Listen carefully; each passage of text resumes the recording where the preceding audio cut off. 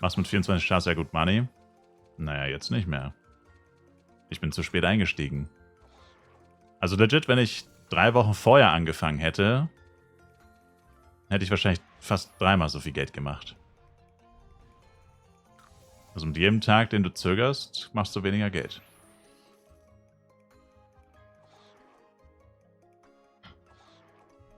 Ich meine, das ist ja immer so.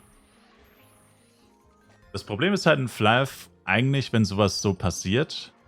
Also ich persönlich habe immer Angst halt, also wenn jetzt ein neues Update kommt und man hat so das Gefühl, ey, da gibt es so eine neue Möglichkeit, wie man Geld drucken kann, sozusagen. Wenn man sauleicht sau viel Geld verdienen kann. Das Problem ist halt oft, wenn es wirklich so zu leicht ist oder wenn man sich denkt, das kann doch eigentlich so gewollt sein, weil ich meine, das muss doch jeder checken, wie leicht das ist und das macht doch den ganzen Markt kaputt oder so, ne? Und dann kann es halt oft passieren, also es ist auch nicht nur Flive, es ist ja auch kein Flive-individuelles Problem, kann ja bei jedem Spiel passieren, dass sie es dann fixen. So, sie haben irgendwas übersehen, den Spielern fällt es auf, hey, da kann man irgendwie voll, wie gesagt, ist ja egal, muss jetzt ja auch gar kein konkretes Beispiel sein. Aber zum Beispiel die Pet-NPCs sind zu günstig, ja, das hätte man vielleicht sagen können. Jetzt beim Thema Pet-NPC hätte man sagen können, ist das wirklich so gewollt, dass die Pet-NPCs so günstig sind? Die sind so günstig, dass die Pet-Preise innerhalb von kürzester Zeit komplett einbrechen werden. Und es hätte ja theoretisch sein können, unwahrscheinlich, aber es hätte theoretisch sein können, dass sie die Pet-NPC-Preise verdreifachen oder so. Na? Innerhalb von 1, 2, 3 Wochen oder so. Hätte theoretisch unwahrscheinlich, aber hätte sein können. Oder halt, wie gesagt, bei anderen Beispielen, zum Beispiel die Drop-Rate von irgendeinem neuen Giant oder Boss ist irgendwie broken. Irgendjemandem fällt es auf, der abused den Giant. Und weil er nicht in irgendeiner Quest vorkommt und der Giant dann auf dem Papier irgendwie voll die beschissenen Werte hat, macht ihn keiner. Nur einer checkt es oder nur ganz wenige Leute checken das, dass der Giant irgendwie eine viel zu hohe Drop-Rate hat und abusen das und farmen den komplett tot und so. Aber meistens kann man sich halt eigentlich relativ sicher sein. Also, oder meistens muss man halt trotzdem davon ausgehen, es könnte sein, dass das doch nicht so gewollt ist, dass das nicht nur zu gut klingt, um wahr zu sein, sondern es ist tatsächlich zu gut, um wahr zu sein. Und dann kommt halt Papagala oder wer auch immer und fixt das halt. Und dann ist es halt behoben und dann ist das Thema halt vom Tisch und das passiert dann meistens auch innerhalb von wenigen Wochen. Also hoffentlich halt, wenn es wirklich Game-Breaking ist, müssen sie es ja wirklich schnell befixen, sonst macht es ja, wie man schon sagt, das ganze Game kaputt. Oder ein Teil des Games kaputt.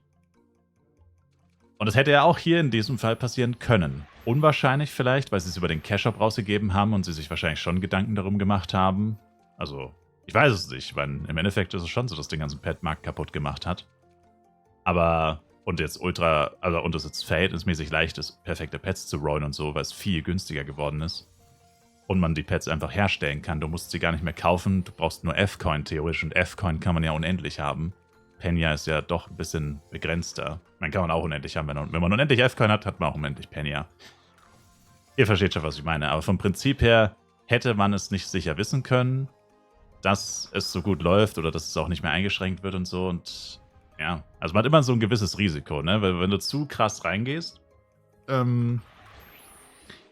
Ein Beispiel sind zum Beispiel die Runen. Das ist tatsächlich ein aktuelles Beispiel vom FEC-Server mit den Runen. Die Runen hatten doch am Anfang 0,4% Pull-Ratio und jetzt haben sie nur noch 0,04, ein Zehntel davon. Und die Leute haben ja am Anfang die Jewel-Boxen gecrackt, also geopend, und die Runen verkauft, sauteuer. Und gut, in dem Fall ging es extrem schnell, da war es innerhalb von einem Tag oder sogar noch am gleichen Tag, wurden die Runen wieder gelöscht und die Wahrscheinlichkeit wurde reduziert. Ich meine, in dem Fall ging es so schnell, da konnte sich gar keine Wirtschaft oder so entwickeln, weil es literally am gleichen Tag noch gefixt wurde. Aber das ist zum Beispiel so ein aktuelles Beispiel, wo du dann siehst, naja, wenn halt so etwas zu gut um wahr zu sein ist, ich meine, gut, in dem Fall konnte man jetzt auch nicht so viel Geld investieren bei den Jewel-Boxen, weil man die Runen ja auch nicht kaufen konnte aus dem Cash-Shop, aber manchmal ist es doch ganz klug, wenn man vielleicht nicht ganz all in geht und ein bisschen wartet.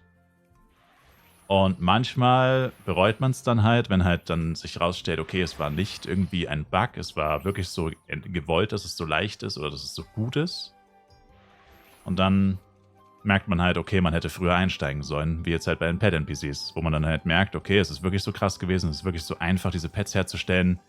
Es ist auch so günstig, diese Pets herzustellen, man muss einfach nur warten letztendlich. Die einzige Ressource, die diese Pet-NPCs wirklich verbrauchen, ist Zeit. Oder diese Pet-NPCs brauchen, ist Zeit. Und ja, also es ist immer so, man muss sich halt entscheiden, es kommt irgendwas Neues, man kann es noch nicht hundertprozentig einordnen und dann entweder riskiert man es und man geht all in und vielleicht fliegt man auf die Fresse, aber wenn man halt nicht auf die Fresse fliegt, kann man halt den Profit seines Lebens machen. Ich meine, ganz ehrlich, wenn ich von Anfang an das gemacht hätte, vom ersten Tag, das war der 17. Oktober. Wann habe ich angefangen? Am 14. Dezember. Also ich habe davor schon Pet-NPCs gemacht, aber nur ganz, ganz wenig. Also richtig angefangen, also das erste Mal angefangen habe ich Mitte November. Einen Monat später.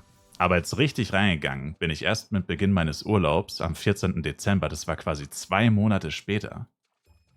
Imagine, ich wäre wirklich am 17. Oktober reingegangen, genauso wie ich es gemacht habe mit 24 Häusern und so. Ich will es nicht wissen, wie viel Geld ich gemacht hätte, aber ich schätze mal irgendwas zwischen 10 und 20 Milliarden reinen Gewinn. Mit dem gleichen Investment, das ich jetzt habe. Und jetzt mache ich wahrscheinlich nur irgendwas zwischen 2 und 5 Milliarden Gewinn. Ich meine, das ist eine Differenz von 10, 15 Milliarden wahrscheinlich. Gewinn, der mir durch die Lappen geht, weil ich zu spät eingestiegen bin. Aber wie gesagt, ich meine, das hätte man halt auch nicht wissen können. Also, es war relativ idiotensicher. Ich habe ja auch instant dieses Video eigentlich gemacht, wo ich es aufgezeigt habe, wie leicht es ist, diese Pets zu craften und wie günstig es ist und so. Aber, ja. Man ist ja trotzdem mal ein bisschen skeptisch und dann ist halt auch so, wie gesagt, wenn du arbeiten bist im Büro und so, am Handy diese Pet-NPCs und so zu managen, während du auf der Arbeit in irgendwelchen Besprechungen hockst und so, ist jetzt auch nicht gerade so geil. Muss man dazu sagen, ist dann schon auch wirklich stressig und so. Quality of Life sinkt extrem, weil du permanent noch einen zusätzlichen Stressfaktor in deinem Leben hast, der vorher nicht da war. Ist ja fast wie ein kleines Kind so, alle paar Stunden musst du nach dem Kind gucken. Naja gut, nicht ganz so krass, aber es ist schon crazy. Aber es hätte sich wirklich gelohnt, da früher einzusteigen, aber ich meine, im Nachhinein weiß man es immer besser, ne? Das ist ja wie bei allem im Leben. Im Nachhinein kann jeder sagen, oh, das hätte sich ja voll rentiert, da hätte ich auch sofort einsteigen können. Aber dann fragst du dich halt, ja gut, wenn du es eh wusstest, warum hast du es dann nicht gemacht? Dann sagst du, naja, ja, und dann eben. Im Nachhinein ist man immer klüger.